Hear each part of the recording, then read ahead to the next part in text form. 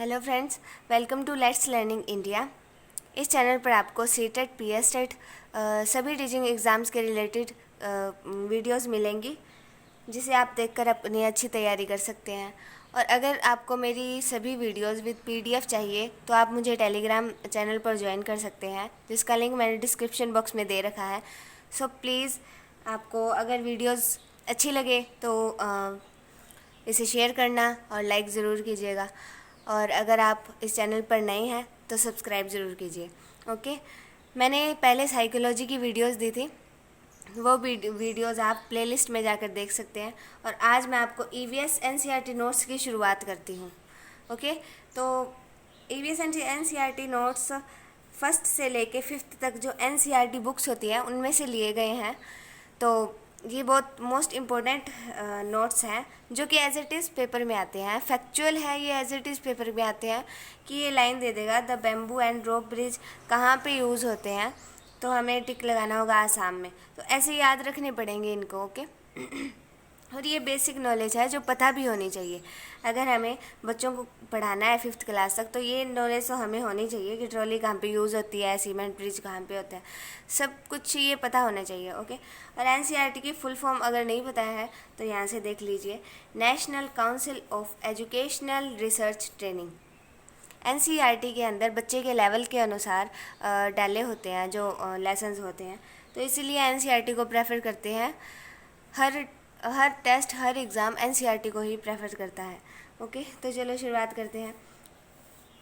हम कुछ ये पॉइंट्स मैं लेके आई हूँ आपके लिए कि अगर बच्चे स्कूल जाते हैं कई अलग अलग जगह पे, इंडिया के अंदर काफ़ी कल्चर है, अलग अलग कल्चर है, अलग अलग जगह है, क्लाइमेट भी अलग अलग है, उसके हिसाब से वहाँ पे जो चीज़ें होती है, बच्चे स्कूल जाते हैं वो किस किस पर जाते हैं, या फिर आम लोग अपना जो काम करते हैं वो कैसे करते हैं, कहाँ से जाके करते हैं। ओके, असम, इन असम, असम इंडिया के स्टेट में कहाँ पे है?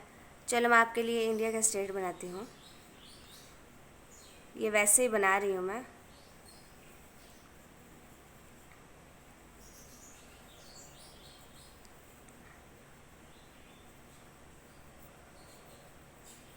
क्योंकि ये वैसे ही रफली बनाया मैंने। असम कहाँ पे है? असम यहाँ पे है। ओके, ये वाला जो एरिया है वो असम का है। असम ये पहाड़ी इलाका है, तो पहाड़ी इलाके में देखो the bamboo and rope bridge. Bamboo, bamboo मतलब बैम्बू की लकड़ी होती है ना जो, वो यूज़ करते हैं वहाँ पे। ओके, जो ब्रिज बनाते हैं ना, रोप ब्रिज, ये बैम्बू और रोप के ब्रिज बनते हैं वहाँ पे। ओके, जो नहरें वगैरह होती है जिसके द्वारा बच्चे स्कूल जाते हैं, या फिर कोई और साधन होता है जिसके द्वारा सभी काम करते हैं, वो यही है कि बैम्बू एंड रोप ब्रिज वहाँ पे होते हैं असम के अंदर। सेकंड, लद्दाख। लद्दाख कहाँ पे है? ये तो आपको पता ही है कि 31 अक्टूबर 2019 को ये जो पार्टीशन हुआ था जम्मू एंड कश्मीर और लेह लद्दाख का, लद्दाख यहाँ पे है इस एरिया के अंदर।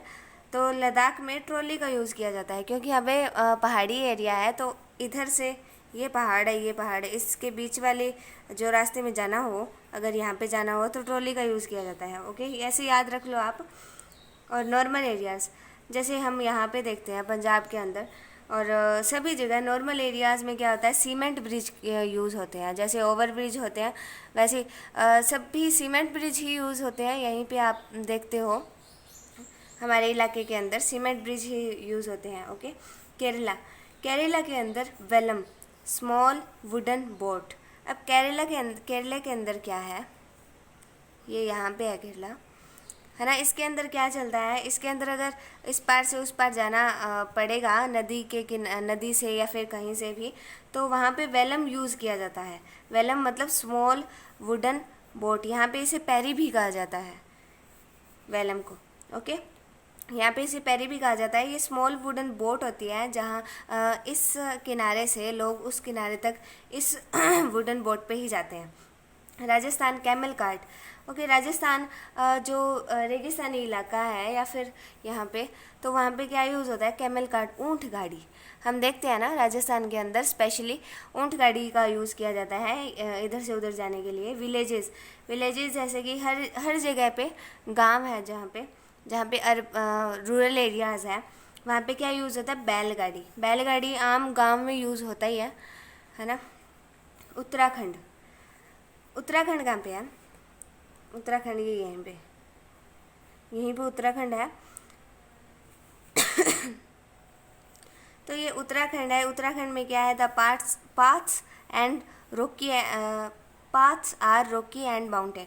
मतलब कि जो इसमें जो सड़कें हैं वो पथरीली सड़कें हैं। ओके, उत्तराखंड के अंदर जो सड़कें हैं वो पथरीली है। यहाँ पे माउंटेन्स भी पाए जाते हैं। ओके, आप सबको ये याद रखना पड़ेगा कि असम के अंदर the bamboo and rope bridge use होते हैं, लद्दाख के अंदर the trolley is used, normal area cement bridge, Kerala वेलम या small wooden boat, Rajasthan camel cart, villages bullock carts, और Uttarakhand the paths are Rocky.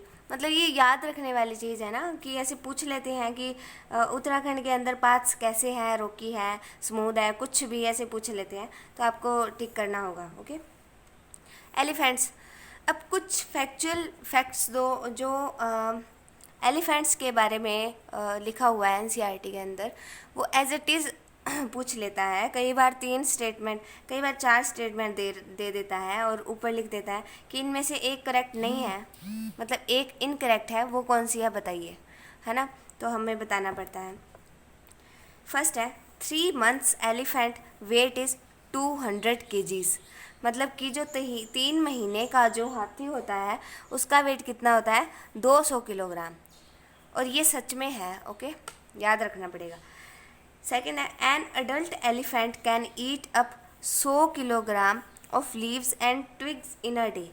पत्ते और झाड़ियाँ। ओके, इसमें बताया गया है कि एक अडल्ट एलिफेंट, मतलब कि जो एक अडल्ट एलिफेंट होता है वो 100 किलोग्राम रोज़ पत्ते और झाड़ियाँ खा जाता है। 100 किलोग्राम कितनी बड़ी बात है ना। Third, elephant sleep for only 2 to 4 hours in a day. मतलब कि वो सिर्फ एक दिन के अंदर, मतलब 24 आवर्स के अंदर वो सिर्फ 2 to 4 hours ही सोता है। ठीक है, बाकी जो 22 से लेके और 20 घंटे हैं वो जागता रहता है elephant. The mud keeps their skin cool. आप देखते होंगे कि हाथी जो कीचड़ के अंदर ज़्यादा खुश रहते हैं ना, क्योंकि जो गर्मी के अंदर उनके स्किन को ये कूल रखता है। जो मड है ना, कीचड़, ये उनके स्किन को कूल रखता है, इसलिए हाथी इसमें जाना बहुत पसंद करते हैं। Fifth, there are 10 to 12 female elephants and young ones in a herd. मतलब कि जो एक हाथियों का एक झुंड होता है उसके अंदर सिर्फ फीमेल एलिफेंट्स ही होते हैं। मतलब कि फीमेल एलिफेंट्स ही होती हैं, और जो यंग वंस, मतलब कि जो उनके बच्चे होते हैं फीमेल एलिफेंट्स के, वो भी उनके साथ रहते हैं। और ये ग्रुप कितने का होता है, 10 to 12। ओके, एक ग्रुप के, एक झुंड के अंदर सिर्फ 10 से 12 फीमेल एलिफेंट्स होती है और उनके साथ में उनके बच्चे भी होते हैं। Okay, sixth, their big ears also work like fans, they help to cool. मतलब कि उनके बड़े बड़े जो कान होते हैं ना, वो उन्हें हिलाते हैं। तो वो क्यों हिलाते हैं, क्योंकि उनको हवा मिलती है उससे। ओके, एलिफेंट्स के कुछ और पॉइंट है 2। Seventh, there is no male elephant in the herd, they left as they turn 14 to 15 years old. समझ आया। सेवंथ में ऐसे बोला गया है कि कोई भी एलिफेंट, मतलब कि जो कोई भी मेल एलिफेंट उनके झुंड में नहीं होगा। मैंने आपको बताया था ना कि 10 से 12 फीमेल एलिफेंट्स ही होंगी एक झुंड के अंदर, और उनके अंदर उनके जो बच्चे होंगे वो होंगे। अगर वो बच्चे 14 से 15 साल हो जाते हैं और वो मेल एलिफेंट्स होते हैं, तो वो वहाँ से चले जाते हैं, उस झुंड में से निकल जाते हैं। Okay, eighth, the oldest female elephant becomes the head of the heard. कि जो एक झुंड के अंदर, हाथियों का जो झुंड होता है फीमेल एलिफेंट्स का, उनके अंदर जो ओल्डेस्ट फीमेल एलिफेंट होती है ना, वो हेड होती है उस झुंड की। ओके, एक ग्रुप होता है, उसकी हेड होता है ना एक, वो ओल्डेस्ट फीमेल एलिफेंट होती है। ओके गाइस, तो आज के लिए इतना ही, और आप ये याद रखिए सब कुछ। और अगर आपको PDF चाहिए तो मेरे टेलीग्राम चैनल को ज्वाइन कीजिए, जो डिस्क्रिप्शन बॉक्स में मैंने लिंक दे रखा है। और अगर वीडियो पसंद आई है तो लाइक कीजिए। चैनल पे नए हो तो सब्सक्राइब कीजिए इसे और बेल आइकन को प्रेस कीजिए ताकि आपको टाइम टू टाइम नोटिफिकेशन मिल सके। और so thanks, bye bye guys.